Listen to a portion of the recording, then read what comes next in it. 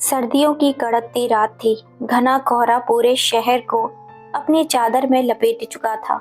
सड़क के किनारे एक बूढ़ा आदमी फटे पुराने कपड़ों में ठंड से ठिठुर रहा था। उसका शरीर कांप रहा था, होठ सूख चुके थे और आंखों में दर्द था जिसे शब्दों में बयान करना मुश्किल था। उसका नाम रामनाथ था। कभी इस शहर का एक इज्जतदार आदमी था, लेकिन आज एक बेघर भिखारी। उसके पैर नंगे थे, पेवियां फटी हुई थी। हर गुजरने वाली गाड़ी तेज हेडलाइट उसकी बूढ़ी आंखों में जलन पैदा कर रही थी। लेकिन अब उसे इस जलन की आदत हो चुकी थी।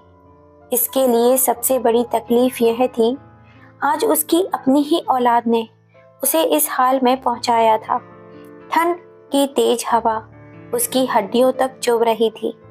उसने अपनी फटी हुई चादर को और कस के लपेटने की कोशिश की, लेकिन वह इतनी पुरानी हो चुकी थी जिसमें गर्मी बची ही नहीं। सड़क के दूसरी ओर एक बड़ी कार आकर रुकी। अंदर से एक आदमी उतरा, राजीव। ब्रांडेड सूट, महंगे जूते और चेहरे पर घमंड। वह एक नामी कंपनी का मालिक था, लेकिन जैसे ही उसकी नज़र सड़क किनारे बैठे उस बूढ़े पर पड़ी, उसके चेहरे की रंगत ही उड़ गई। वह उसका अपना पिता था, वही राजीव जिसे उसने अपनी जवानी के सारे साल देकर पाल पोस कर बड़ा किया था, जिस बेटे के लिए उसने अपनी तमाम इच्छाओं को कुर्बान कर दिया था। रामनाथ एक साधारण लेकिन मेहनती आदमी था। उसकी पत्नी सुमित्रा का देहांत तब हुआ जब उसका बेटा राजीव केवल 10 साल का था।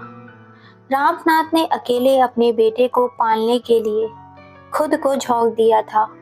उसने अपने सपनों को कुचल दिया, सिर्फ इसलिए कि उसका बेटा बड़ा आदमी बन सके।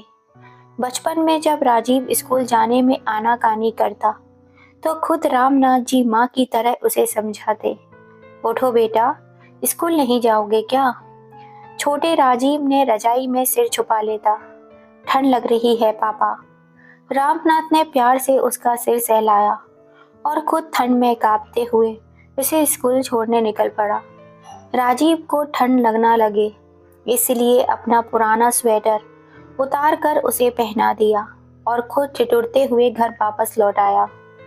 बचपन से जवानी तक रामनाथ ने अपने बेटे की हर जिद पूरी की। जब राजीव कॉलेज में पहुंचा, तो फीस भरने के लिए रामनाथ ने अपनी पुश्तैनी जमीन बेच दी। वह खुद फटे हुए कपड़े पहनता, लेकिन बेटे को कभी कमी महसूस नहीं होने दी। बेटा, तुझे बड़ा आदमी बनाना है, मुझे और कुछ नहीं चाहिए। यह वह शब्द थे जो रामनाथ हर बार दोहराते जब वह अपने सपनों को कुचलकर राजीव के भविष्य के लिए पैसे जुटाते। समय बीतता गया। राजीव एक ऊंची पोस्ट पर पहुंच गया, अच्छी नौकरी मिल गई और कुछ महीनों बाद ही उसकी शादी हो गई। फिर एक आलीशान फ्लैट में रहने लगा। राजीव की पत्नी प्रियंका को यह पसंद नहीं था कि एक बूढ़ा आदमी उसके आलीशान फ्लैट में रहे। आपको देखकर घर में नकारात्मक ऊर्जा आती है, प्रियंका हर दिन यही ताने देती। धीरे धीरे बूढ़े रामनाथ के लिए घर में जगह कम होती गई। पहले उसे सबसे छोटी कोठरी में रखा गया, फिर स्टोर रूम में शिफ्ट कर दिया गया। बाबूजी, आपकी खांसी रात भर सुनाई देती है, हमें नींद नहीं आती। और एक दिन तो उसे बालकनी में शिफ्ट कर दिया गया, खुले आसमान के नीचे, जहाँ ठंडी हवा उसके बूढ़े शरीर को चीर रही थी। रामनाथ को अब खाने के लिए भी ताने सुनने पड़ते। बाबूजी, आपको इस उम्र में रोटी कम खानी चाहिए, अब आपकी उम्र हो चली है। इस बुढ़ापे में इतनी महंगी दवाई खाकर क्या करेंगे? जब बचपन में ध्यान नहीं रखा तो अब क्या फायदा? एक दिन प्रियंका ने उनका खाना आधा कर दिया। इस उम्र में बूढ़े लोग कम खाते हैं और वैसे भी हमें फालतू खर्चा नहीं चाहिए। रामनाथ, जिसने कभी अपने बेटे के लिए सबसे अच्छे कपड़े और खिलौने खरीदे थे, आज खुद भीख के समान खाना पाने को मजबूर था। उसका पुराना स्वेटर फट चुका था। उन्होंने एक दिन राजीव से एक गर्म कंबल मांगा। पापा, इस बार हाथ थोड़ा तंग है, जब पैसे होंगे दिलवा दूंगा, और वैसे भी पैसे कोई पेड़ पर नहीं उगते। राजीव को यह बात सुनकर रामनाथ की आंखें भर आईं। उसी बेटे ने पैसे की कीमत सिखाई जिसके लिए उन्होंने अपनी पूरी जिंदगी गंवा दी। राजीव धीरे धीरे पिता से कटने लगा। एक रात रामनाथ जी की तबीयत बहुत ज्यादा खराब हो गई। तेज बुखार, ठंड से कांपता शरीर, लेकिन कोई परवाह करने वाला नहीं था। बाबूजी, डॉक्टर के पास जाने की कोई जरूरत नहीं, आपको बस थोड़ा आराम करना चाहिए। राजीव और प्रियंका ने उन्हें एक कप गर्म चाय तक बनाकर नहीं दी। एक दिन जब रामनाथ जी अपने लिए कुछ पैसे मांगे तो प्रियंका आग बबूला हो गई। आप हमें जीने दीजिए, आपकी ज़रूरतें अब ख़त्म हो चुकी हैं, आखिर कब तक हम आपका खर्चा उठाते रहेंगे। रामनाथ जी की आंखों में आंसू आ गए। उसने अपनी पूरी जिंदगी अपने बेटे के लिए लगा दी थी और आज वही बेटा उन्हें बोझ समझ रहा था।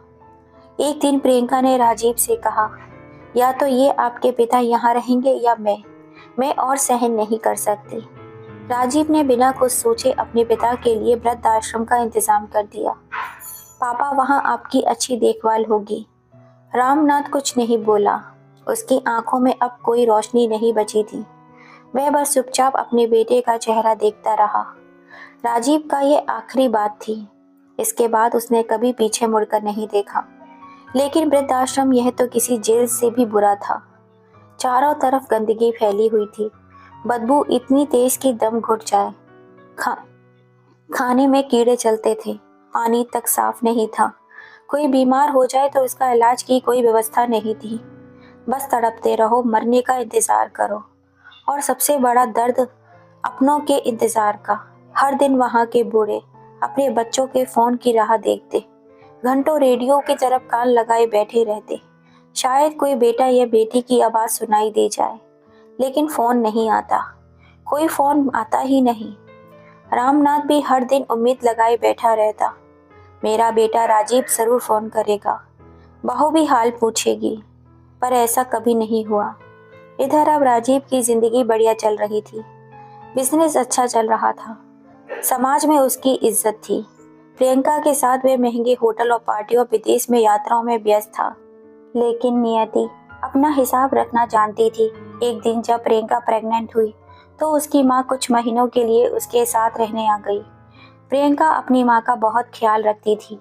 राजीव ने एक दिन मजाक में कहा, तुम अपनी माँ का कितना ध्यान रखती हो, पर पापा को एक कप चाय तक नहीं देती थी। प्रियंका ने गुस्से में जवाब दिया, क्योंकि वो तुम्हारे बाप थे, मेरे नहीं, और मेरी माँ तो मेरे लिए मेरी भगवान है। उस दिन राजीव के दिल में हल्की सी चुभन हुई, लेकिन उसने उसे नजरअंदाज कर दिया। वक्त बीतता गया। कुछ साल बाद राजीव का बेटा आर्यन बड़ा हो गया। वह पढ़ाई के लिए विदेश चला गया। राजीव और प्रियंका अब अकेले रह गए। प्रियंका को अब राजीव की आदतें खराब लगने लगी, झगड़े बढ़ने लगे। फिर वही दिन आया जब राजीव को अपने कर्मों का हिसाब देना पड़ा। राजीव की कंपनी में घाटा हो गया, बिजनेस डूब गया।